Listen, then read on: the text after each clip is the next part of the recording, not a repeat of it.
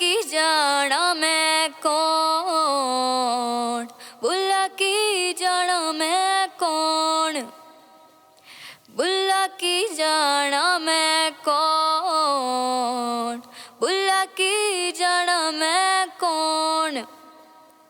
ना मैं मोमिन विच मसीता, ना मैं विच कुफर दियां रीता, ना मैं पाकां विच पलीता,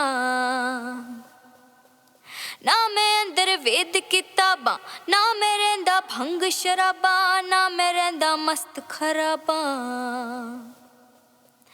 ना मैं शादी ना गम ना की, ना मैं विच पलीती पाकी, ना मैं आबी ना मैं खाकी, ना मैं आतिश ना मैं पौन। बुला की जाना मैं कौन, बुला की जाना मैं कौन, बुला की जाना मैं कौन, बुला की जाना मैं कौन। जब तुझ बिन नहीं कोई मौजूद, फिर ये हंगामा है खुदा क्या है। I mean, how beautiful ये गालिब has written this. जब तुझ बिन नहीं कोई मौजूद, फिर ये हंगामा है खुदा क्या है. Like, this is the most amazing and apt description of Wahdatul Wujud that I could have found. Some so Sufi traditions themselves are very unique and very interesting. And then you bring the beauty of Urdu poetry in it, and then you also bring the wit of your classical poets. So you have this great combination. How does that spiritual understanding and awareness carry your poetry forward, particularly in a space where we have a tradition coming, as Pakistani origin writers, we do have a very rich tradition of spiritual poetry. But as diaspora writers, we find that, it's not always received, right? And there's not necessarily space for it. I think in terms of spiritual alignment, of course, I'm a very spiritual person. I always have been growing up as well. And I think I mentioned it before speaking to Hannah as well about this idea that the two separate worlds, and they don't come together, faith and the world, you've got to pick one or it's either or. But I think a lot of that changed when I read Muhammad Iqbal's Secrets of the Self, which I've mentioned before, but it was something that, it was a text that opened up an alignment with spirituality that very much requires you to be in the world and to comment on and to take seriously, various topics. So that's kind of, in my debut collection, I think about kind of colonial history, the weight of female experience, and just the personal isolation of being a diasporic child.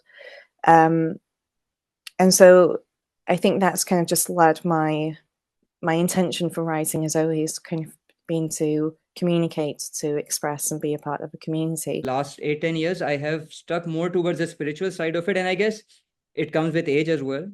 So I believe whatever I've written of during this time, whether it's Urdu, whether it's English, it has some sort of linkage or some sort of bearing from what I would believe in terms to be the right thing or to be the greater purpose. So spirituality does influence a lot of my writing, and at times I feel that perhaps it may be limiting my expression or limiting the way it's perceived, but I am kind of okay with that. And you try to rise from it, is that you've seen my descent, now watch my rising. And I think I love that, giving it back to the haters, giving it back, also proving yourself that you will rise and there will be a brighter day. So I chose just the literal part of that, but I think that survival aspect has always been there. We write under all kinds of moons, under all kinds of days, and under all kinds of clouds. So I suppose this sense of survival has always been there, but channeling some of that Rumi thing is just very primal to us if we follow our religion, especially in having a spiritual awakening like I've had with Islam has been so easy to understand that if you have blind faith, then you will know that you will rise because there's someone up there, your creator, who's looking out for you. So this is not about being a poet. This is more about being a believer. That a lot of singing by Abda Parveen has covers Sufi folk poetry, something like यार को हमने जा बचा देखा, uh, यार को हमने जा बचा देखा, कहीं जाहिर कहीं छुपा देखा, कहीं है बादशाह तख्त नशीं, कहीं कासा लिए गदा देखा. We saw Yar is actually the depiction of God in Sufi language. So Yar is like God is like my beloved, that I have God seen everywhere. Sometimes obvious and sometimes hidden, right? Sometimes like a king sitting on a uh, in his court, or sometimes like a beggar asking for something. So fish tank can't contain me, prison bars can't detain me. Want to tread on dangerously shallow toes, quell controlling minds, bask in the repose, walk on thin ice, pay a savage price, create new memories, summit all 14 peaks. Precious porcelain is easily broken, damaged survivor, smile merely a token, finally running towards something, not away from everything. Roles reversed, no more rules of verse, breaking free from this shell, hell. Robin in the sky needs nobody's permission to fly. Robin, sing it. Power of imagination, just wing it. Tell me it's true that when I look at you, I'm really chasing a feeling, a story that wants to write itself, a gospel worth believing, can't contain me. In a fish tank, used to swim in circles where the heart sank, used to fish for excuses, draw serious blanks. Something inside me came alive, the crash of ocean waves, a raging tempest, a trail waiting to be blazed. You watch Netflix, I'll swim the English Channel, freestyle my game, bring on the jury panel. Sunburning skin, peeling away like onion rings, infinite layers that lie within, healing, reeling, a force of nature, positively dreaming. Fish tank can't contain me, prison bars can't detain me. So this was the first one. ਪੀੜਾਂ ਨੂੰ ਮੈਂ ਸੀਨੇ ਲਾਵਾਂ ਤੇ ਮੈਂ ਹੱਸਦੀ ਜਾਵਾਂ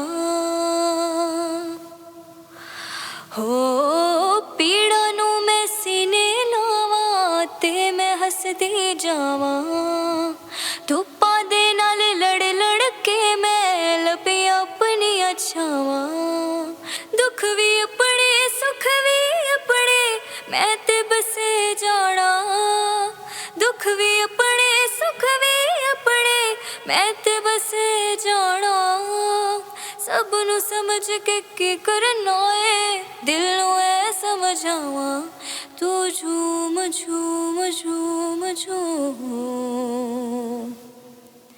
ਤੂੰ ਝੂਮ ਝੂਮ ਝੂਮ ਝੂਮ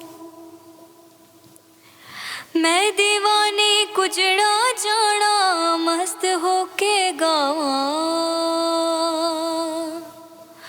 हो मैं दीवानी कुजना जाना मस्त होके गावां दुनिया राजी करके कमले फिर भी चैन नहीं होना सारी खुशियां मिल जावण ते पीछे की रह जाना सारी खुशियां मिल जावण ते पीछे की रह जाना तेरे बस में कुछ भी नहीं है दिल नूं ऐ समझावां तू झूम झूम झूम झूम